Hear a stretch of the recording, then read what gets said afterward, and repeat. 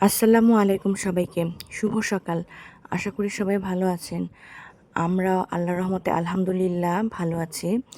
আজকে ছুটির দিন, সেই কারণে ঘুম থেকে উঠতে দেরি হয়ে গিয়েছিল আমার। আর ঘুম থেকে উঠে আজকে কিন্তু বারান্দায় এসে একটু গাছগুলোতে পানি দিয়ে দিলাম। যেহেতু বেশ কিছুদিন ধরে বৃষ্টি কম হচ্ছে, গরম পড়েছে, তাই উঠে দেখলাম যে গাছের মাটিগুলো না একদম শুকিয়ে গেছে। সেজন্য ওই পানিটা আগে দিয়ে তারপরে অন্য কাজে আসলাম। তো এখন ব্রেকফাস্ট রেডি করে নিচ্ছি। খিচুড়ি রান্না করব আজকে। তো খিচুড়িটাকে না আমি চাল ডাল ধুয়ে সব মশলা দিয়ে একবারে মাখিয়ে বসিয়ে দিয়েছি। আলাদা করে চাল ডালটা একটু কষিয়ে নেইনি। তো এই খিচুড়ি এখানে বসা শেষ। আর আমি এখন সালাদটা কেটে নিব। আর এদিকে সালাদ কাটার সময় না আমার বাচ্চারাও কিন্তু রান্নাঘরে চলে এসেছে।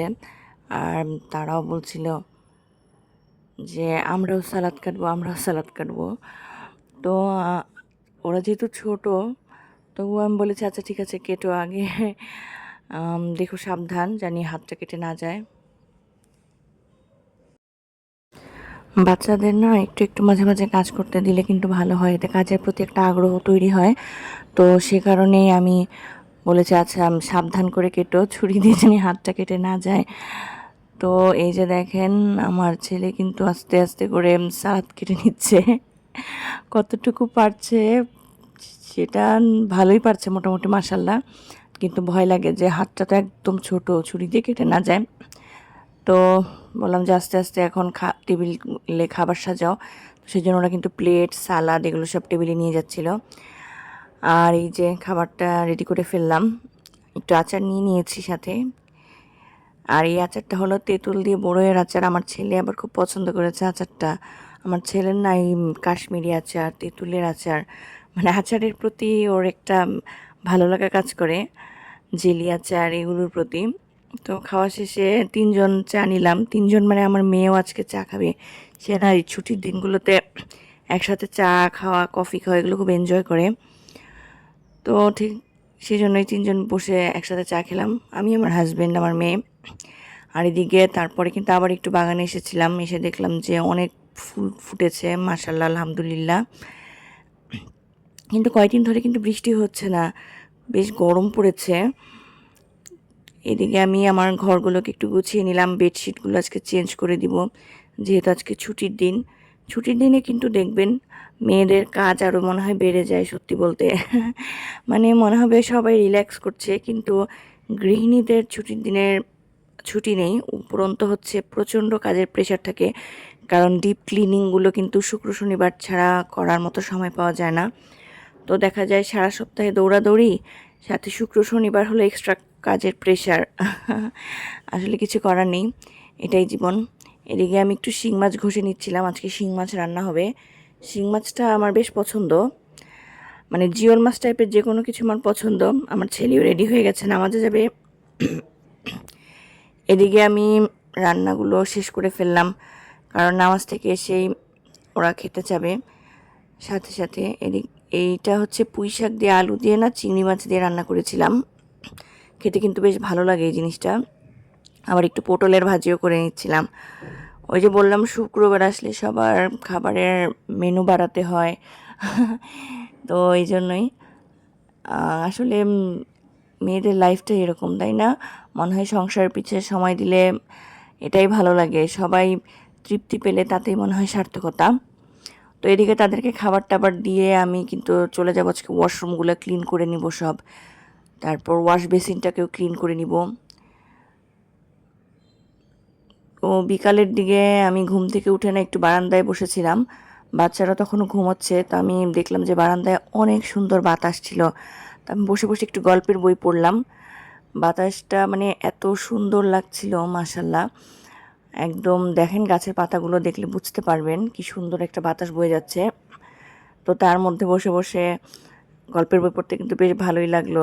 মনে হচ্ছিল কেউ যদি 1 কাপ কফি বানিয়ে এনে দিত, তাহলে আমি একটু আরাম করে কফিতে চুমুক দিতে দিতে গল্পের বইটা পড়তাম। কিন্তু কেউ বানিয়ে দেওয়ার নেই, বানাতে হলে নিজেকেই বানাতে হবে। আমি আর তখন সময়টা নষ্ট করিনি কিছু বানাতে গিয়ে, এই গল্পের বই পড়ছিলাম, সেটাই এনজয় করলাম। আর তারপরে না আমি একটা কাজ নিয়ে বের হব, হয়তো আমি একটু টেইলর্সে যেতে পারি, কারণ আমার কিছু কাপড় রয়ে গেছে যেগুলো অনেক দিন আগের কেনা গজ কাপড়, সেগুলো বানানো হয়নি। আবার একটা 3 পিসও রয়ে গেছে। এই গজ কাপড়টা অনেক দিন আগের, এটা কেনা না, মূলত এটা আসলে আমার ছোটো বোন আমাকে দিয়েছিল। একটা নেটের গজ কাপড়, সাথে একটু পার্ল বসানো আছে। আর এটার হচ্ছে সালোয়ার আর ইনার এই কাপড়টা। তো এটার সাথে না মানে এটা 2 পিস হিসেবে দিয়েছে ও আমাকে, ওড়নাটা নেই। তো আমি হয়তো ড্রেসটা মেক করার পর এটার সাথে ম্যাচিং করে একটা ওড়না কিনবো। এখন দেখি অনেক দিন ধরে কাপড়গুলো পরে আছে ঘরে, তো বানানোই হচ্ছে না। আর এখানে আরেকটা ড্রেস বের করে নিয়েছি।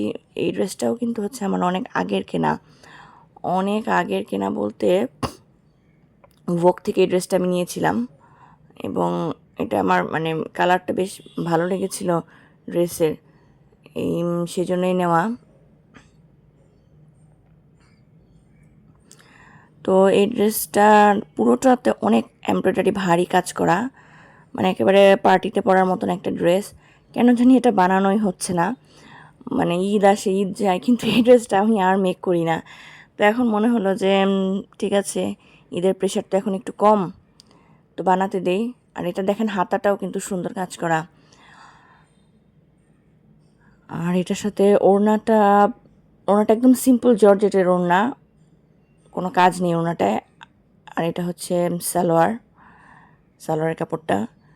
দেখি আজকে যেহেতু ছুটির দিন, একটু সময় করে ড্রেসগুলো বানাতে দিব। আর এখন মানে টেইলর্সও ফাঁকা, তো বানাতে দিলে সুবিধা হবে। আর এদিকে সন্ধ্যাবেলায় কিন্তু আমি আজকে তেমন ভারী কিছু খাইনি, টুকটাক নাস্তা খেয়েছি। আর আজকে না একটু তুলসী গাছের পাতা নিয়ে তুলসী চা বানাবো মশলা দিয়ে, কারণ আমার না একটু ঠান্ডা ঠান্ডা গলায়। আপনারা আমার ভয়েস শুনলে হয়তো বুঝতে পারবেন একটু গলাটা বসে গেছে। তো সেই জন্য বাগান থেকে তুলসী পাতা ছিঁড়ে আনলাম, তার মধ্যে একটু লং দিয়েছি, দারচিনি দিয়েছি, আর চায়ের পাতা অল্প একটু দিয়ে মশলা চাটা বানাবো। আর সবশেষে আমি এর মধ্যে একটু লেবু দিয়ে দিয়েছি, দেখি খেয়ে গলার কোনো উপকার হয় কি না। আমি ভেবেছিলাম এটার মধ্যে একটু মধুও অ্যাড করব, তো পরবর্তীতে আমি একটু মধুও অ্যাড করে দিয়েছি। আর দেখেন চায়ের কালারটা কিন্তু কি সুন্দর হয়েছে, তাই না? এই মশলার চাটা খেতে কিন্তু মাঝে মাঝে ভালোই লাগে। আর ঘুমানোর আগে দেখেন আমার বাচ্চারা কী করছে। ওদেরকে আমি টাকা দিয়েছি কিছু, এই টাকাগুলো ওদেরই মূলত গিফট পাওয়া। তো বলেছি টাকাগুলো ব্যাংকে ঢুকাও। তারা তো আগ্রহের সাথে টাকাগুলো ব্যাংকে ঢুকাচ্ছিল। এটা কিন্তু একদম রাত, আজকে এখন প্রায় 12টা বাজে। ওদের ঘুমের কোনো লক্ষণ নেই। ওর বাবাও একটু কাজ করছিল, তো আমিও বললাম যে তোমরা টাকা ব্যাংকে ঢুকাও। আর দেখেন সে তার বাবার মেডেল পরে নাচছে। তো আজকের ব্লগটা এই পর্যন্তই। ধন্যবাদ সবাইকে।